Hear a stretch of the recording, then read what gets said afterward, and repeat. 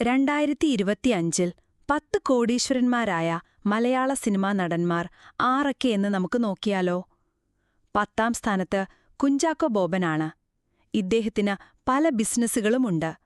പ്രശസ്തമായ ഉദയ സ്റ്റുഡിയോ ഇദ്ദേഹത്തിൻ്റേതാണ്. ഇദ്ദേഹത്തിന്റെ total network നോക്കുകയാണെങ്കിൽ 22 കോടിയോളം വരും. 9ാം സ്ഥാനത്ത് ആസിഫ് അലിയാണ്. അദ്ദേഹത്തിന്റെ ടോട്ടൽ ആസ്തി 30 കോടിയാണ്. 8ാം സ്ഥാനത്ത് വരുന്നത് അദ്ദേഹത്തിന്റെ ടോട്ടൽ ഇപ്പോഴത്തെ കണക്കുകൾ പ്രകാരം ആസ്തി 37 കോടിയോളമാണ്. 7ാം സ്ഥാനത്ത് വരുന്നത് ടോവിനോ തോമസ് ആണ്. ടോവിനോ തോമസ് പ്രൊഡക്ഷൻ ഇദ്ദേഹത്തിന് സ്വന്തമായിട്ടുണ്ട്. ഒരു സിനിമയ്ക്കായി വാങ്ങുന്നത് 1 കോടി മുതൽ 6 കോടി വരെ വാങ്ങാറുണ്ടെന്ന റിപ്പോർട്ടുകൾ. ഇദ്ദേഹത്തിന്റെ ആസ്തി 43 കോടിയോളം വരും. 6ാം സ്ഥാനത്ത് വരുന്നത് സുരേഷ് ഗോപിയാണ്. ഇദ്ദേഹത്തിന്റെ ടോട്ടൽ ആസ്തി നോക്കുകയാണെങ്കിൽ 40 കോടിക്ക് മുകളിൽ വരും. 5ാം സ്ഥാനത്ത് ഫഹദ് ഫാസിലാണ്. ഇദ്ദേഹത്തിന് സ്വന്തമായ ഒരു പ്രൊഡക്ഷൻ കമ്പനി.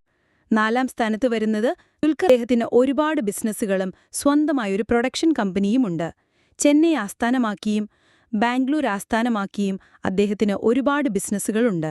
അദ്ദേഹത്തിന്റെ ടോട്ടൽ ആസ്തി 57 കോടി വരെയാണ്. 3ാം സ്ഥാനത്ത് വരുന്നത് പൃഥ്വിരാജ് സുകുമാറാണ്. ഇദ്ദേഹം ഒരു സിനിമയ്ക്ക് 3 കോടി മുതൽ 10 കോടി വരെ വാങ്ങാറുണ്ട്. ഇദ്ദേഹത്തിന്റെ ആസ്തി വരുന്നത് 60 കോടിക്ക് മുകളിലാണ്.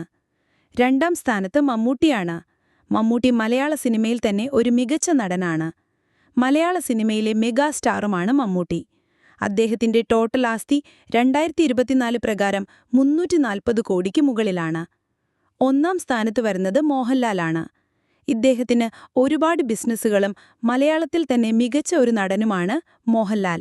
ഒരുപാട് അധികം മികച്ച സിനിമകൾ കൊണ്ട് കയ്യടിയും പ്രാഗൽഭ്യനുമായി മാറിയ ഒരാളാണ് മോഹൻലാൽ. മോഹൻലാലിന്റെ ആസ്തി നമ്മുടെ ചാനൽ മറക്കാതെ തന്നെ ഫോളോ